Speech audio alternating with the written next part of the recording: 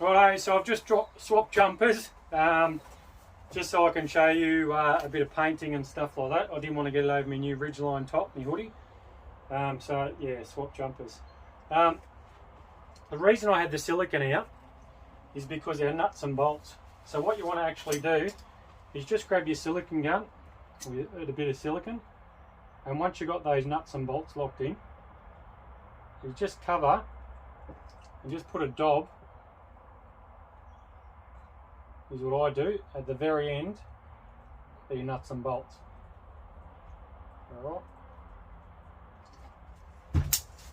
Alright. Two reasons for it. One reason is it will lock that on. It'll lock your nut on and it won't come undone, and then it's fixed. And the other reason is too, when you're running your silicone, just make sure you leave a little bit right on the end of that bolt. Okay? So when you're putting them in your bag and things like that, there'll actually be a little bit of silicone between this silhouette and the next one. Okay, so you won't be scratching the hell out of the next silhouette leaning up against that. I've found over the years that it really helps. So if you can find a little bit of rubber or something like that, but I find just put a dab of silicone and things like that. Of course, do all of them, then let the silicone dry, and then move on to your paint. All right, so you'll have that dry, ready to go. Of course, then we've just got our chalkboard paint from Bunnings in black, so it dries nice and flat black, and then off you go. Give it a good shake up. I'll just paint this one. So what I do is I actually run down the seam first. There's the silicone.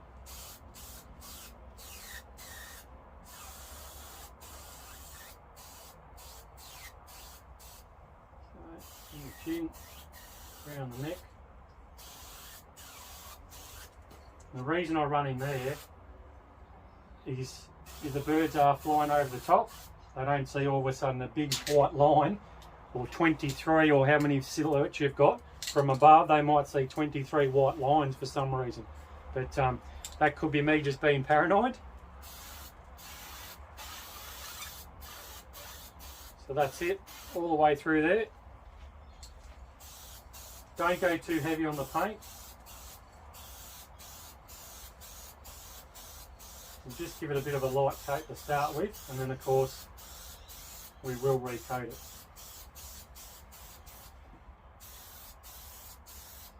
Depending on how many silhouettes you've got, if you want to make a whole heap, maybe get together with a few mates and things like that. The black chalkboard paint you can buy in a tub. You might be able to buy a small roller and actually roll the whole lot all in one go between you and your mates. I just find it quicker and easier just to run a paint can.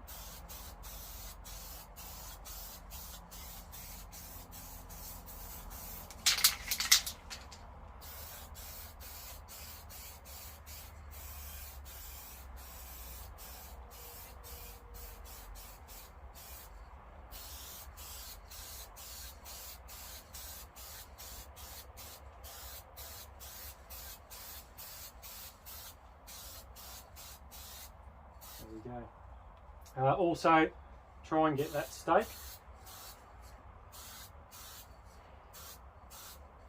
Because not all of it might go in the dirt.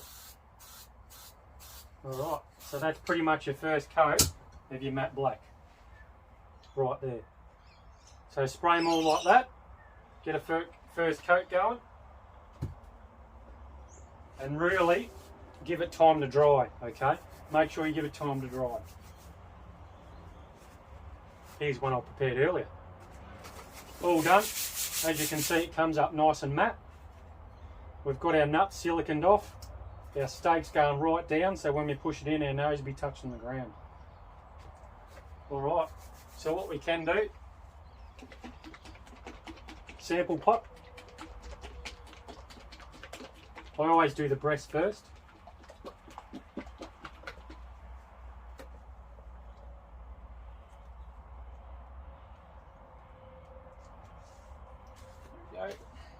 I haven't opened it in a while, so I'm not sure whether you can see that. We've got a nice golden breast colour. Beautiful. And then it's as simple as putting the breast on the bird. So I actually like to taper up from the bottom in a nice line, because if you look at them out in the paddock, the feathers end up nice and neat around that front.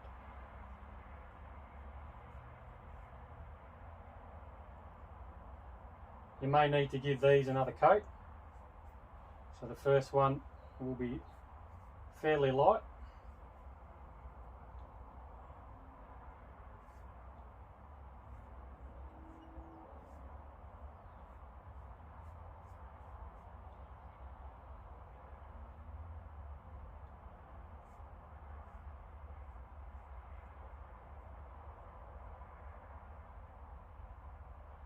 That's it there. So it depends on how big you want the breast and the golden to stand out. You can keep going if you like. Make it a bit better for the video purposes.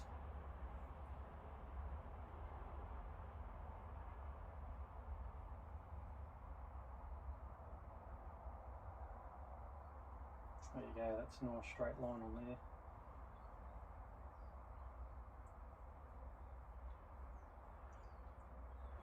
That's it. There we go. So that's starting to look like our male mountain duck there. Okay, I won't do the other side. But what we'll do while we're going is we'll switch paint brushes. And we'll put a bit of white on our tail.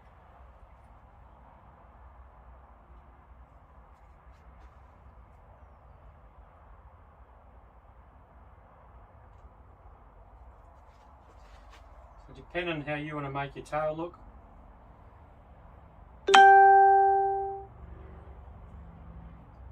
As I said, because it's on the black, you're probably going to have to recoat it anyway.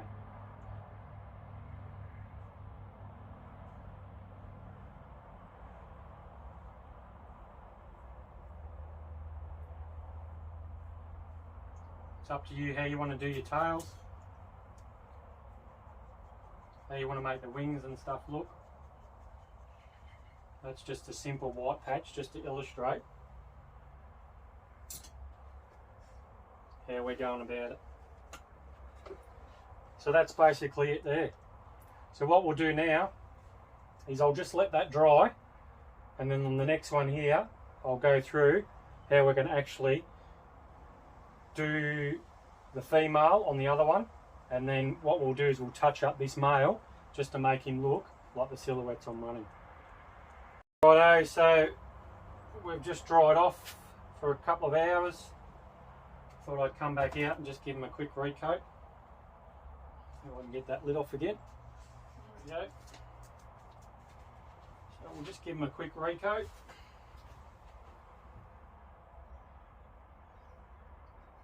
Starting to look real good actually.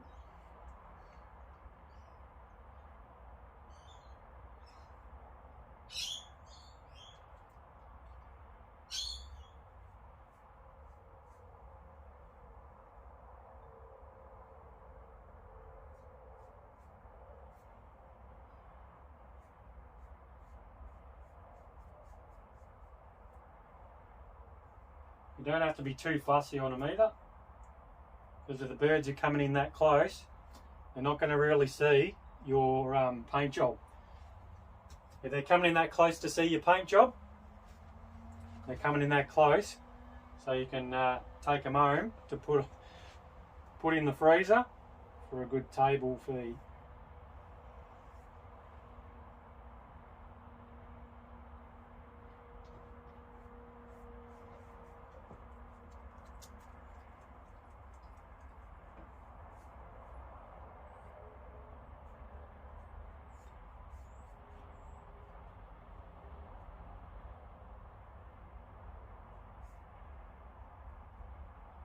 There we go. It's just another little recoat on the breast. and then we can get one going on the white as well.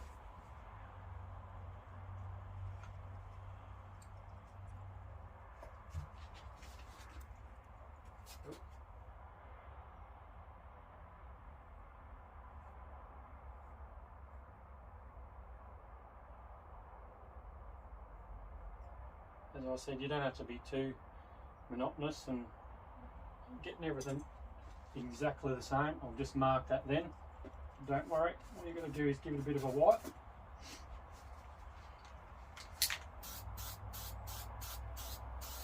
Grab your black. When that dries, that'll disappear. Alright, so I'll let them dry again. That's our second coat. And then we'll come back and we'll just put the final touches on them. And we should be right. Righto, so we are back. I've tried to let them dry as much as I can. I'm probably rushing it a bit. Hopefully you can let them dry overnight and stuff like that. So what I'll do is we'll just turn this one into the male. And of course the male, I've just done the white wing patch as I said. All we want to do with the male is give him that white ring around the neck. I try not to do it on the black, because I reckon the white actually stands out when you're doing it just on the base or on the front of that orange that you've done. So I'll start right on the edge and I'll move back towards the orange instead of coming down towards the head. Just seems to stand out a bit better. That's basically it. So that is our male done.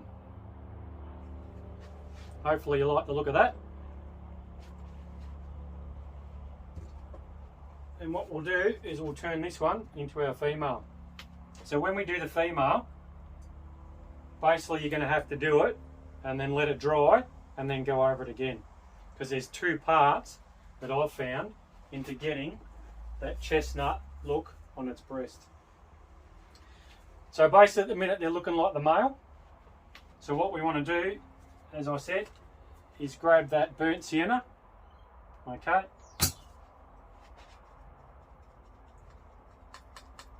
get it on your paintbrush, and all we're going to do is go over that brown.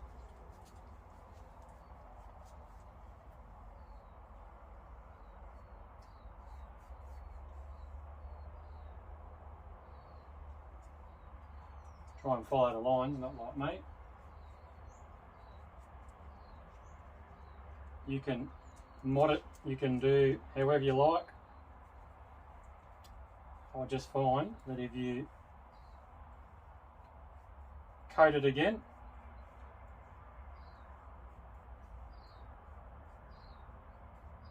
it'll start to go that brown chestnut colour. Some of them, what I do is I'll just leave blotches like this.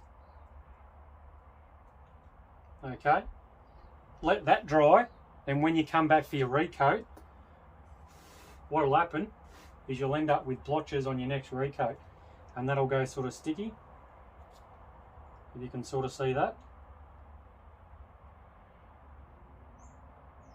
and you'll end up with a darker chestnut colour. Right, so what I'll try and do is I'll just run a bit more on.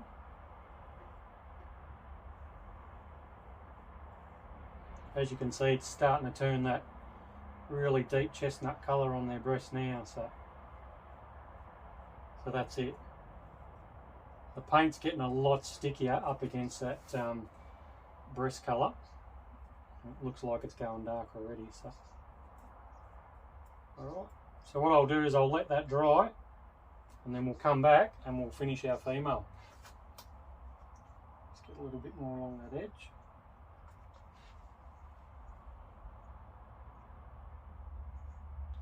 You really want to make sure you cover all of that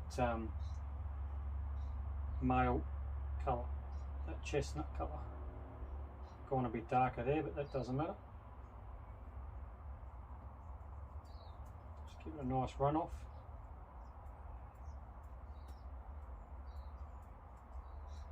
As you can see, it's getting really dark, so I might just give another coat And then I'll just about run with that, I think. That way I don't have to recoat it for you guys in the camera. I'll just leave it thick. Come back and we'll just see what that looks like. Hopefully it looks like a female when she dries off.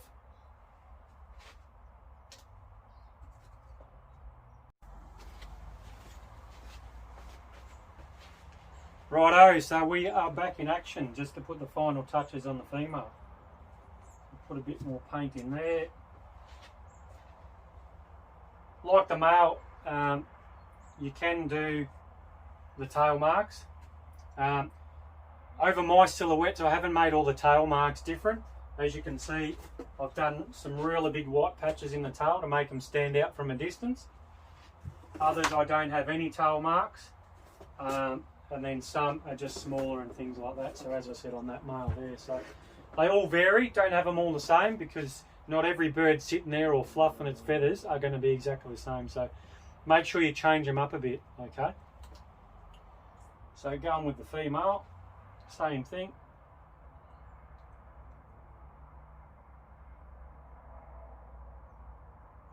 I want that nice, beautiful neck ring. I'll only do one coat.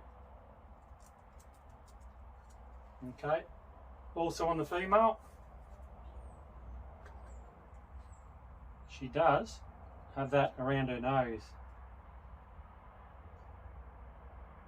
So all I do is run another nose, a white stripe across the nose. And if you do really want to get fancy, what you can do is actually draw an eye in. So you can run or just put a dot.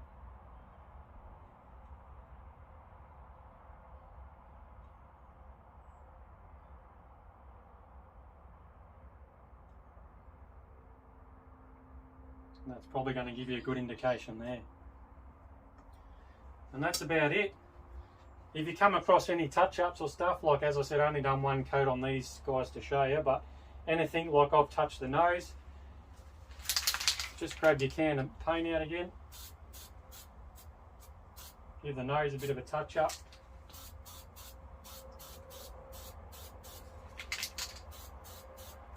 Any little bits of mist just before you actually let them dry. That's the back of it, but we'll do that later. And there you have the actual female mountain duck. If you want to get too excited,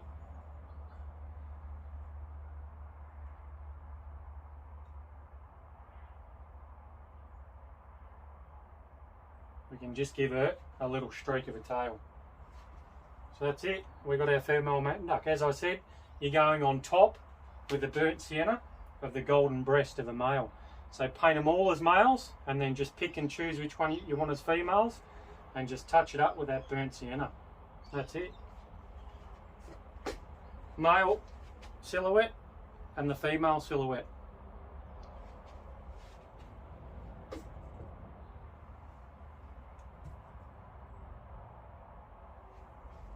So there we go, male and female silhouettes made. Hope they look alright from a distance. That's the two there.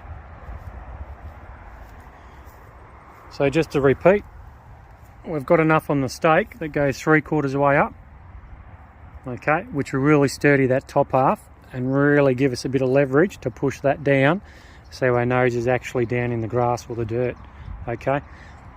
And really they will hold up in the wind because we've got a lot more stake in the ground. Okay. So there we go. If I push that right down into the grass, still going down, and our nose is touching. So that's the way I do my silhouettes.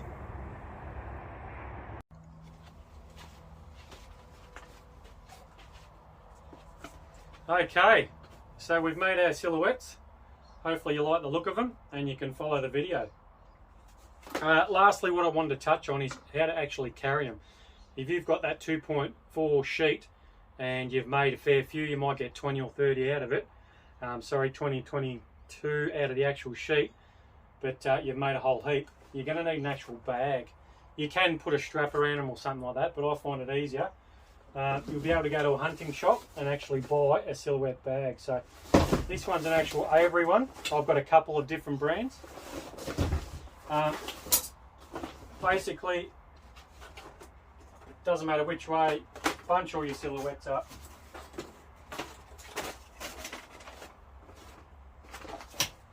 Open your bag, pile them all in, and do some buckles up. And that's it. Your stakes all hang out the bottom, tight as you want for how many you've got in there. And a shoulder strap you can carry as far as you like.